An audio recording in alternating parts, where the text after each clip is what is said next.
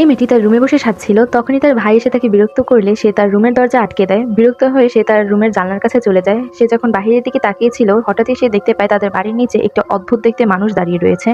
সে মানুষটিকে দেখে অনেক অবাক হয়ে যায়। তাই সে সেটিকে আরো ভালো করে যখন দেখার চেষ্টা করে, তখনই তার ফোন বেজে ওঠে। ফোন রিসিভ করলে দেখতে পায় তার বাবা ফোন করেছে। সে তার বাবাকে সেই অদ্ভুত মানুষটির কথা বললে তার বাবা তার বর্ণনা জানতে চায়।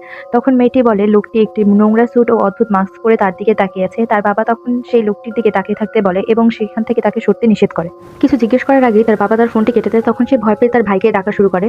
তখনই তার ভাই এসে রুমের দরজা খুলে কি হয়েছে তা জিজ্ঞেস করে এবং সে জানার কাছে চলে যায় এবং মানুষটিকে দেখে ফেলে। তখন তার বোন তাকে বলে অন্য কোথাও তাকিও না। ছেলেটি কেন জিজ্ঞেস করলে মেয়েটি বলে আমি জানি না, বাবা বলেছে। তখনই মেয়েটি তার ভাইকে বলে তুমি এখানে তাকিয়ে থাকো, আমি ততক্ষণে বাড়ির দরজা জানলা আটকে আসছি। সে তখন নিচে গিয়ে ঘরের সকল দরজা জানলা সুন্দর মতো আটকে দেয় এবং আটকানো শেষে সে আবার তার রুমের দিকে চলে আসে। দেখতে পায় তার ভাই এখনো সেদিকেই তাকিয়ে আছে।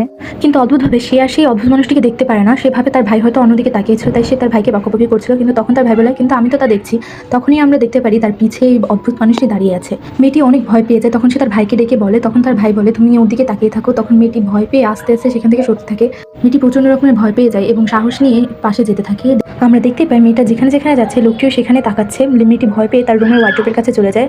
সে আস্তে আস্তে ডয়ের থেকে সেই একটি ট্যাব বের করে এবং সেই ট্যাবটি একটুখানি ছিঁড়ে সে ভয়ে ভয়ে সেই লোকটির চোখে লাগানোর চেষ্টা করে এবং সে সফলতার সাথে সেই ভুট্টির চোখে সেই ট্যাবটি লাগিয়ে দেয় এবং সে নিশ্চিত হয় যে আর কিছু হবে না। তখনই সে তার ফোন বের করে পিছনে ঘুরে যেই তার বাবাকে ফোন করবে, তখনই ভুট্টি তার উপরে আক্রমণ করে। তার ভাই জানালার কাছ থেকে দৌড়ে এসে সেই ভুট্টাকে ধরে এবং তার সাথে মারামারি করে এবং সেই ট্যাবটি খোলার চেষ্টা করে এবং সেই ট্যাবটি খুলেও ফেলে।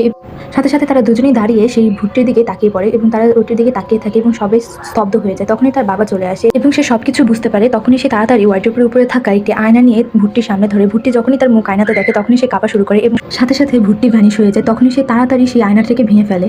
তারা সবাই নিশ্চিত হয়ে যায় তারা বেঁচে গেছে। তখনই আমরা দেখতে পাই ভুট্টি জঙ্গলে রয়ে গেছে।